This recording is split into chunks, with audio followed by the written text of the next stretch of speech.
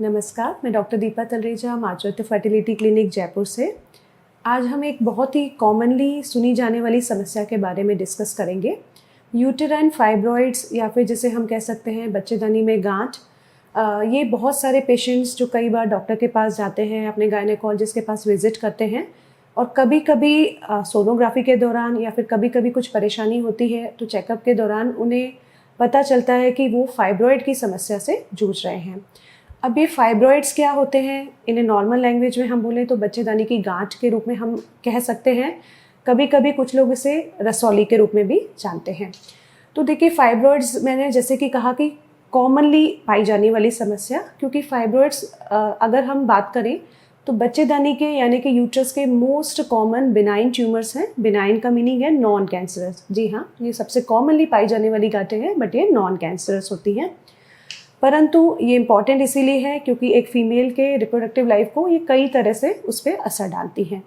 तो अगर हम परसेंटेज वाइज बात करें तो आप समझिए कि लगभग जो महिलाएं रिप्रोडक्टिव एज ग्रुप में हैं, यानी कि हम कह सकते हैं कि अप्रॉक्सीमेट 16 ईयर्स की एज से 50 ईयर्स की एज तक जो फीमेल्स हैं, उनमें फाइब्रॉइड्स का परसेंटेज लगभग 20 से 30% है। यानी कि लगभग 20 से 30% महिलाओं में ये समस्या पाई जा सकती है। अब नेक्स्ट क्वेश्चन आता है कि ये फाइब्रॉइड्स कैसे होते हैं, क्यों होते हैं? पेशेंट पूछते हैं कि मुझे क्यों हो गई ऐसा। तो इसके कुछ कारण होते हैं। ये एक मल्टी फैक्टोरियल प्रॉब्लम है, यानी कि सिर्फ एक नहीं, कई सारे कारण इसके लिए रिस्पॉन्सिबल हो सकते हैं। अगर हम इम्पॉर्टेंट कारणों की बात करें तो इसमें फाइब्रॉइड्स के बनने के पीछे जेनेटिक प्री डिस्पोजिशन भी जिम्मेदार होता है। यानी कि ये हो सकता है कि आपके जेनेटिक्स में ही फाइब्रॉइड बनने का कारण छुपा हो। और ऐसे लोगों में कई बार जो फर्स्ट डिग्री रिलेटिव होते हैं, जैसे कि आपकी मदर हैं या आपकी सिस्टर हैं, उनके केस में भी अगर फाइब्रॉइड की हिस्ट्री रही है तो आपके केस में भी फाइब्रॉइड्स होने की संभावना होती है। नेक्स्ट, अगर हम कारण की बात करें तो ये हार्मोनल डिपेंडेंट हम कह सकते हैं कि गांठें होती हैं या ट्यूमर्स होते हैं। बेसिकली मेनली जिसमें सबसे इम्पॉर्टेंट होता है ईस्ट्रोजन हार्मोन का।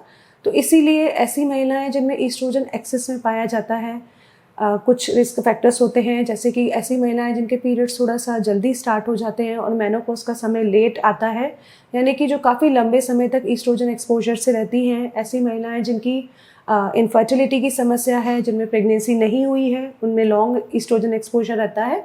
तो ईस्ट्रोजन एक्सेस भी एक फाइब्रॉइड के फॉर्मेशन के लिए जिम्मेदार होता है। बाकी कुछ और रिस्क फैक्टर्स होते हैं, जैसे कई बार ओबेसिटी, यानी कि जिन महिलाओं का वेट ज़्यादा है उनमें भी फाइब्रॉइड होने की समस्या हो सकती है। तो ये तो बात हो गई फाइब्रॉइड्स के कारणों की। अब ये बात आती है कि फाइब्रॉइड्स के बारे में हम इतना सब क्यों बात करना चाहते हैं, यानी कि क्या सिम्टम्स होते हैं, क्या लक्षण होते हैं जो एक फाइब्रॉइड होने की वजह से एक महिला में हो सकते हैं। तो देखिए, फाइब्रॉइड्स की जब हम बात करते हैं उसके सिम्टम्स को समझने से पहले हमें सबसे पहले ये समझना पड़ेगा कि फाइब्रॉइड्स कितने प्रकार के होते हैं और एक्चुअली ये क्या होते हैं। क्योंकि जो फाइब्रॉइड्स के सिम्टम्स होते हैं वो इस चीज़ पे काफ़ी हद तक निर्भर करते हैं कि फाइब्रॉइड्स कहाँ पर हैं, उनकी लोकेशन क्या है। तो देखिए, मैं आपको ये एक बार फिर से बताना चाहूँगी कि जो हमारी यूट्रस होता है, जो बच्चेदानी होती है, उसकी 3 लेयर्स होती हैं। आउटर मोस्ट लेयर जो होती है उसे सीरोजल लेयर कहते हैं। मिडिल लेयर जो कि मसल लेयर होती है उसे मायोमेट्रियम कहा जाता है और इनर मोस्ट लेयर को एंडोमेट्रियम कहते हैं। तो जो फाइब्रॉइड्स होते हैं ये बेसिकली मसल लेयर यानी कि मायोमेट्रियम से अराइज होते हैं। इसीलिए इन्हें कभी कभी अदर वर्ड्स में मायोमा या लियोमायोमा भी कहा जाता है। तो ये जो फाइब्रॉइड जब मसल लेयर से अराइज होते हैं तो ये 3 तरह से लोकेट हो सकते हैं। यानी कि अगर ये सबसे बाहरी लेयर में है तब इन्हें सीरोजल या सब सीरोजल फाइब्रॉइड्स कहा जाता है। अगर ये मसल लेयर में ही होते हैं तो इन्हें इंट्राम्यूरल फाइब्रॉइड कहा जाता है। और कभी कभी ये यूट्रस की इनर मोस्ट लेयर यानी कि एंडोमेट्रियम में अगर प्रेजेंट होते हैं तो इन्हें सबम्यूकोजल फाइब्रॉइड्स कहा जाता है। अब ये लोकेशन जानना इसलिए ज़रूरी है क्योंकि जो सिम्टम्स होते हैं वो जगह के हिसाब से वेरी करते हैं। अगर हम सिम्टम्स की बात करें तो सबसे पहला और मोस्ट कॉमन सिम्टम्स जो एक फाइब्रॉइड के पेशेंट जनरली प्रेजेंट करते हैं वो होता है हैवी मेंस्ट्रुअल ब्लीडिंग या फिर एबनॉर्मल यूट्राइन ब्लीडिंग।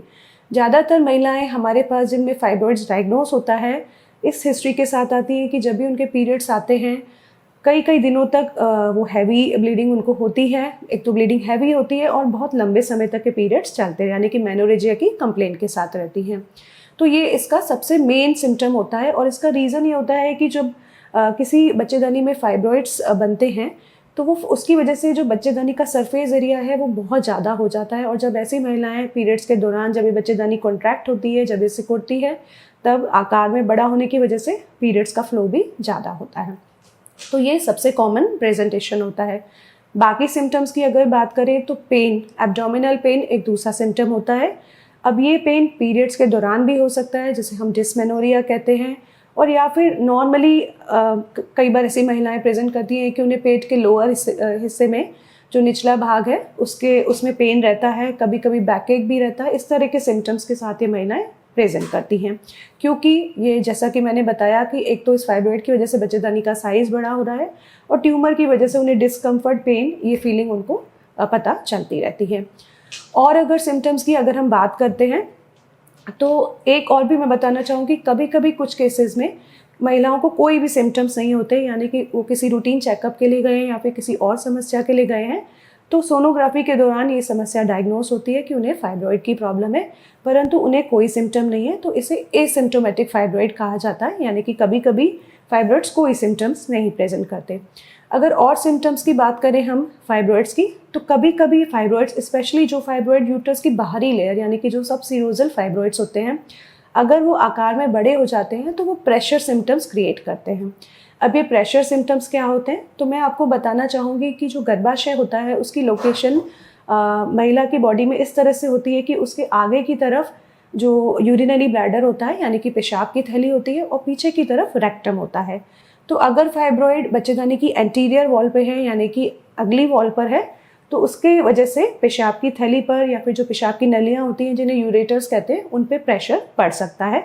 तो ऐसी महिलाओं को कभी कभी यूरिनरी सिम्टम्स भी आते हैं, यानी कि यूरिन का बार बार आना या फिर कभी कभी यूरिन में रुकावट हो जाना, स्पेशली अगर कोई फाइब्रॉइड जो यूरिन की नलियाँ पास होती है, यूरेटर्स जहाँ से पास होते हैं, अगर वो फाइब्रॉइड इतना बड़ा हो गया है कि उसको प्रेशराइज करता है, तो कभी कभी ऐसे पेशेंट्स हमारे पास अचानक से ओपीडीज़ में आते हैं कि उनका यूरिन बिल्कुल ही रुक गया है, यानी कि वो यूरिनरी रिटेंशन में चले गए हैं। तो ये तो प्रेशर सिम्टम्स हो गए।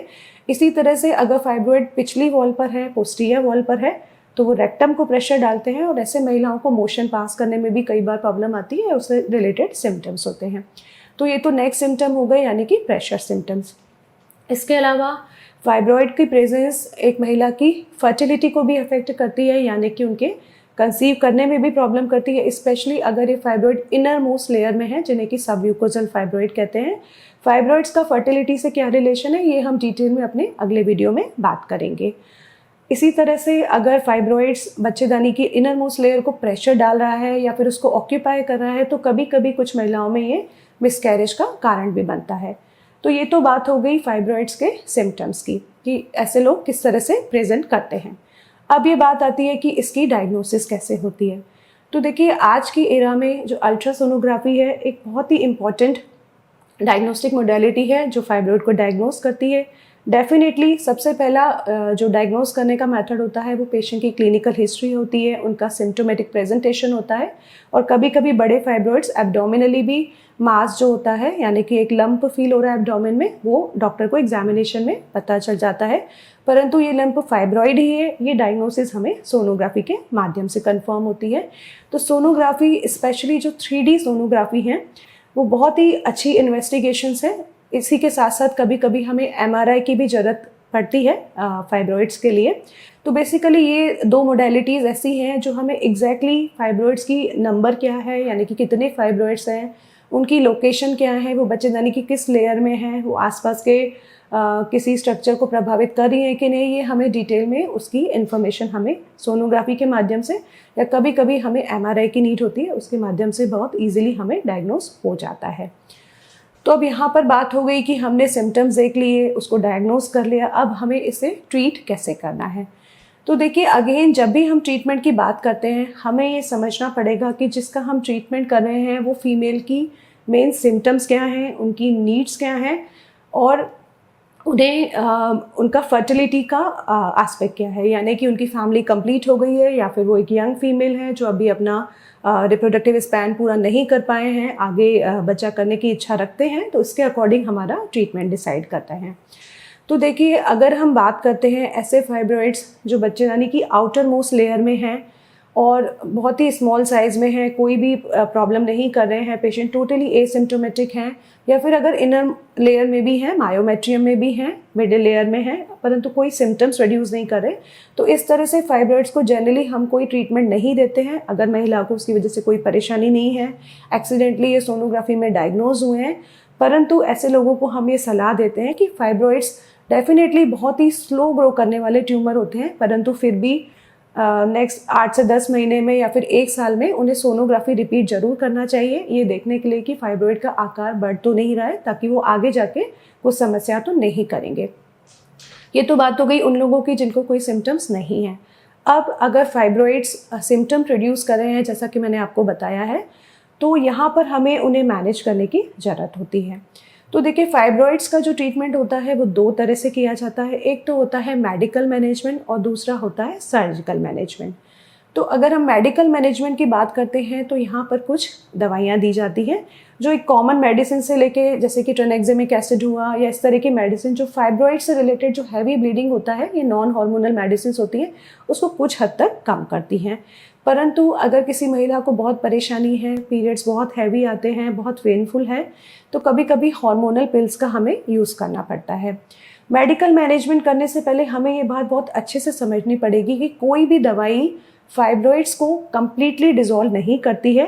ये कुछ हद तक, कुछ दवाइयाँ अब मार्केट में हैं, अवेलेबल हैं, कुछ अच्छी मेडिसिन्स हैं जो फाइब्रॉइड के साइज़ को कुछ हद तक रिड्यूस कर सकती हैं, कुछ हद तक श्रिंक कर सकती हैं, परंतु कम्प्लीटली डिज़ोल्व नहीं कर सकती। तो आपको इस भ्रम में नहीं रहना है कि अगर आप ट्रीटमेंट ले रही हैं, मेडिकल ट्रीटमेंट ले रही हैं, तो आपकी गांठ जो है वो कम्प्लीटली घुल जाएगी, ऐसा नहीं है।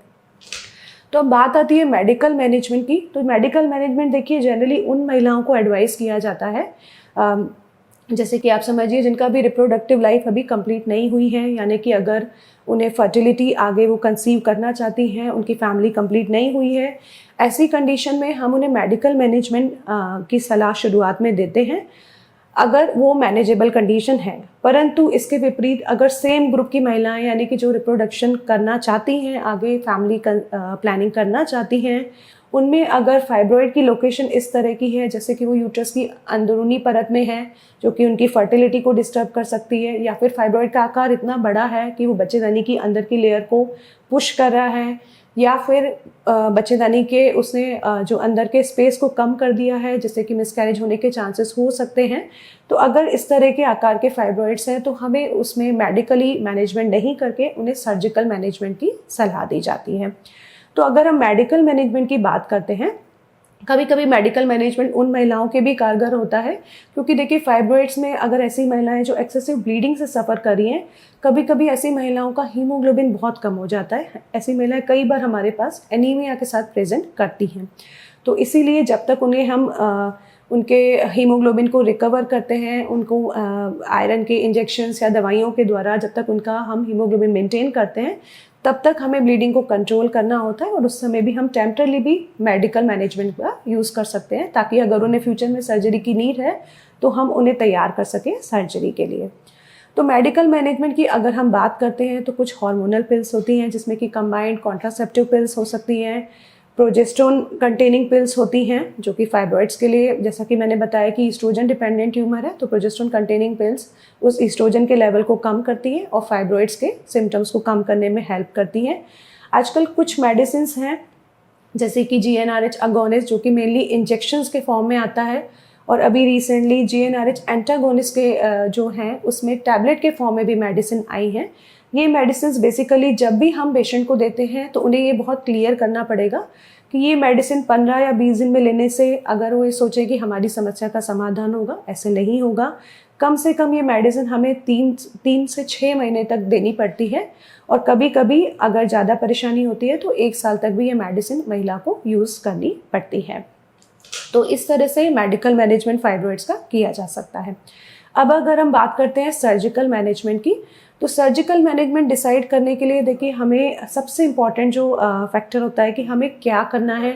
हमें जो ये गांठ है, जो फाइब्रॉइड है, सिर्फ इसको ही रिमूव करना है, जिसे कि मायोमेक्टमी कहा जाता है, या फिर कभी कभी कुछ महिलाओं में जो बहुत ज़्यादा परेशान हैं और अपनी फैमिली कंप्लीट कर चुकी हैं, उन्हें अभी आगे कंसीव नहीं करना है, जैसे मान लीजिए लगभग कोई महिलाएं अगर 40+ की एज में है, तो ऐसी महिलाओं में यूट्रस को निकलवाने की, जिसे हिस्टेक्टमी कहते हैं, उसे भी निकालने की सलाह दी जाती है।